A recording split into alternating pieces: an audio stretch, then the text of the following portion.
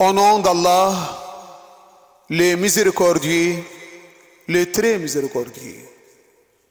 Que la paix soit sur les plus nobles des prophètes et des messagers, le bien-aimé d'Allah, Abul Qasim Muhammad. Qu'Allah prie sur toi, ô messager d'Allah, et sur les membres bons et purs de ta famille, depuis maintenant jusqu'au jour du jugement. Qu'Allah prie sur toi, ô mon maître, ô mon souverain, ô Aba Abdullah. Qu'Allah prie sur toi, ô fils du messager d'Allah. Qu'Allah prie sur toi et sur ceux qui sont tombés martyrs avec toi. Comme nous aimerions être avec vous, mon maître, pour gagner une victoire grandiose. Chers frères et sœurs, les enseignements islamiques recommandent l'établissement de relations fraternelles et cordiales avec les autres. Je vais tout d'abord mentionner quelques exemples des instructions du prophète et des imams de sa famille sur ces sujets et élucider ensuite la question de la compagnie et de ses aspects négatifs. Le saint prophète, paix sur lui et sa famille, a dit: de même que mon Seigneur m'a commandé de m'acquitter de mes devoirs religieux, de même il m'a ordonné d'être amical avec les gens. Il a dit aussi: la compagnie est un motif de fierté et d'honneur. Lorsqu'elle disparaît, l'humiliation et les délaissements s'en suivent. L'imam Ali, paix sur lui, a dit: un croyant se lie d'amitié avec les autres. Celui qui ne se mélange pas aux autres chaleureusement et qui n'a pas d'amis n'est pas bon. L'imam Sadiq, paix sur lui, a dit: une famille qui manque d'esprit de compagnie est privée de la bénédiction divine. Nous apprenons de ces traditions que dans les programmes des enseignements islamiques, la compagnie occupe une place primordiale. Elle a un statut égal à celui des devoirs religieux quant à sa propriété d'attirer l'attention et la grâce d'Allah. Chers frères et sœurs, il faut dire que bien que l'islam encourage l'établissement de bonnes relations avec les autres, il interdit formellement toutes sortes de contacts et d'intimité avec des individus méchants et malfaiteurs. Et c'est afin d'éviter la corruption et tout mauvais effet que produit leur compagnie. L'imam Sajjad, paix sur lui, a donné les conseils suivants à son fils, l'imam al-Baqir, paix sur lui. Cher fils, évite la compagnie de 5 catégories d'individus.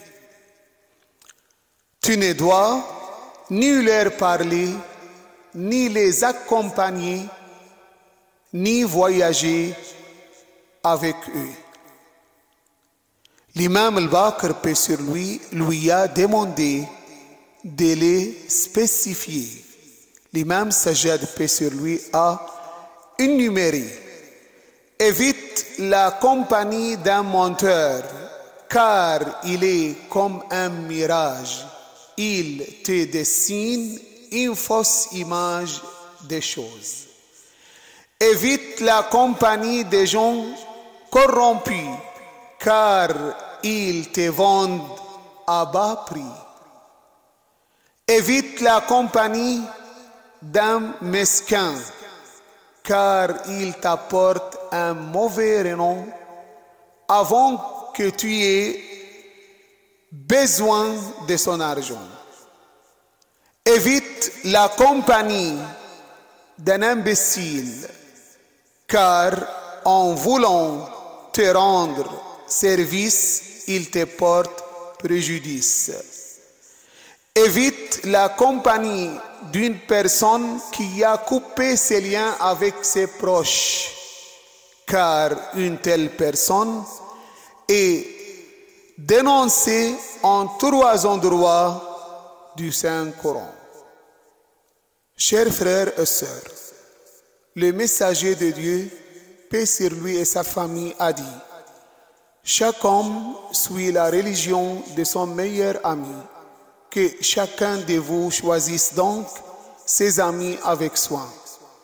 Dans ces hadiths, le prophète, paix sur lui et sa famille, nous met en garde. À force de le côtoyer, l'homme adopte la religion de celui qu'il prend pour ami. Cette interpellation devrait suffire à remettre en question nos fréquentations.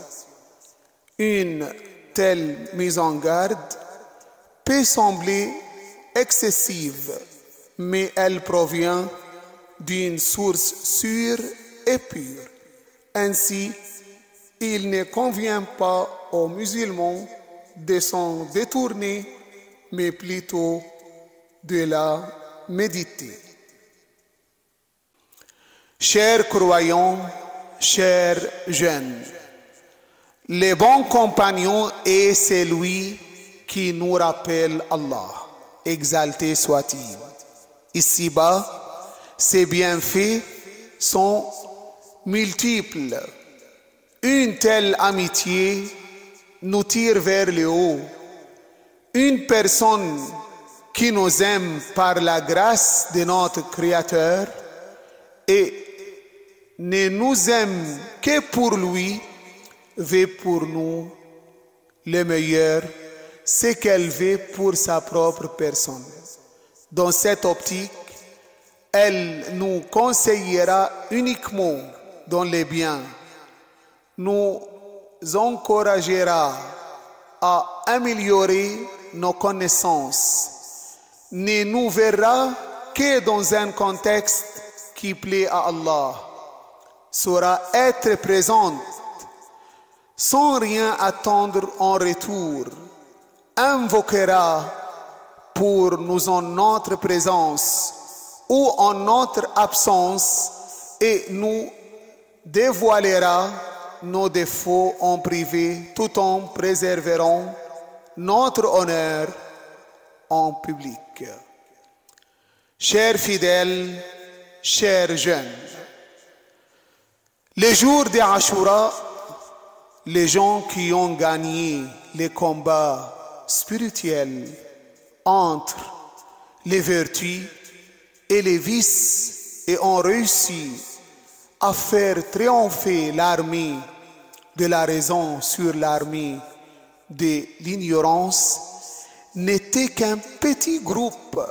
Néanmoins, leur persévérance et leur endurance dans la résistance dans ces domaines d'honneur ont amené des milliers de personnes à travers l'histoire à apprendre une leçon et à suivre leur exemple. Au matin de Ashura, 72 personnes se sont opposées aux 30 000 soldats forts de Yazid. Bien que peu nombreux, les compagnons de l'imam al-Hussein, paix sur lui, étaient l'incarnation de la foi, de la loyauté, de la valeur, de la fermeté et de toutes les autres vertus humaines. Les fidèles compagnons de l'imam al-Hussein, paix sur lui, étaient les cendres de la foi et leur cœur était rempli de l'amour de Dieu. Ainsi, ils n'avaient aucune crainte. Ils étaient tous martyrisés sur les champs de bataille. Les compagnons de l'imam al-Hussein, paix sur lui, ont été distingués par leur qualité unique. Ils avaient une relation très spéciale avec l'imam de leur époque, Aba Abdullah al-Hussein, paix sur lui.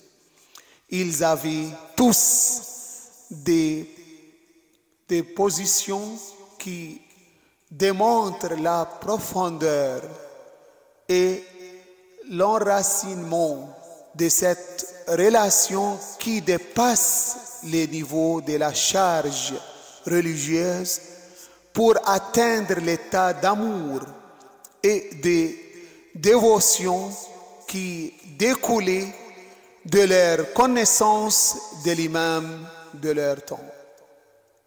Tous ceux qui ont suivi et accompagné l'imam al-Hussein, paix sur lui, ont été gagnants dans les combats spirituels et intérieurs. La mère qui a envoyé son jeune enfant sur ces champs de bataille avec fierté et contentement, le jeune qui a abandonné les plaisirs mondains de la vie et s'est consacré au champ de bataille, les personnes âgées comme Habib ibn Mudahir et Muslim ibn Awsaja qui ont abandonné les conforts de leur âge avancé et leur maison confortable et ont toléré les difficultés. Ces braves commandants qui étaient au début une personne importante de l'armée ennemie, Al-Hurr ibn Yazid al-Rayahi, a abandonné son poste important et a rejoint l'imam al-Hussein, paix sur lui.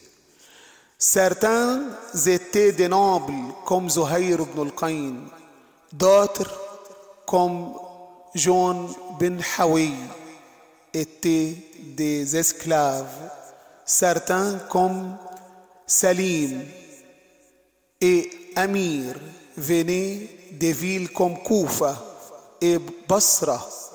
D'autres avaient vécu dans le désert. Ils ont tous gagné ces combats spirituels et intérieurs. Chers bien-aimés, je termine en mentionnant quelques positions merveilleuses des compagnons de l'imam al-Hussein dans la 10e nuit du mois de Muharram. Dans cette nuit, l'imam al-Hussein, paix sur lui, et après avoir terminé son discours, en disant à ses compagnons: en vérité, je ne connais pas de meilleurs ni de plus fidèles compagnons que les miens. Je donne l'autorisation à tous de partir maintenant. Vous n'avez aucune obligation envers moi. Profitez de la nuit pour partir et dispersez-vous dans les noirs de cette nuit et laissez-moi. Ces gens-là n'en ont qu'après moi. Une fois que je serai pris, ils ne feront plus attention à vous. Saïd, fils d'Abdullah al-Hanafi, s'éleva et dit: mon souverain, par Dieu, si je savais que je serais tué pour toi, puis ressuscité pour être brûlé, vif, et avoir les cendres éparpillées dans les vents, et confie de moi ainsi 70 fois, jamais je ne t'abandonnerai, jamais, jusqu'à ce que je meure pour toi. Et comment je ne les ferai pas alors qu'il n'est question que d'une seule mort. Muslim ibn Awsaja, le héros de la bataille d'Azerbaïdjan, par le sabre duquel la victoire arriva, dit: nous t'abandonnerons sans nous acquitter de notre devoir envers toi? Quelle excuse aurions-nous devant Dieu? Non, par Dieu, non, Dieu ne me verra jamais faire cela. Je percerai leur poitrine de ma lance, je les frapperai de mon sabre tant que je l'aurai en main. Et si je n'ai plus d'armes, alors je les harcèlerai de pierre. Je ne t'abandonnerai jamais ou je mourrai avec toi. Que la paix soit sur toi, ô Aba Abdullah, ainsi que sur les âmes qui demeurent en ton seuil. Sur toi, de ma part, le salut d'Allah pour toujours, tant que j'existe et que dure la nuit et le jour. Que la paix soit sur Al-Hussein, sur Ali, fils d'Al-Hussein, sur les enfants d'Al-Hussein et sur les compagnons d'Al-Hussein. Louange à Dieu, Seigneur de l'univers.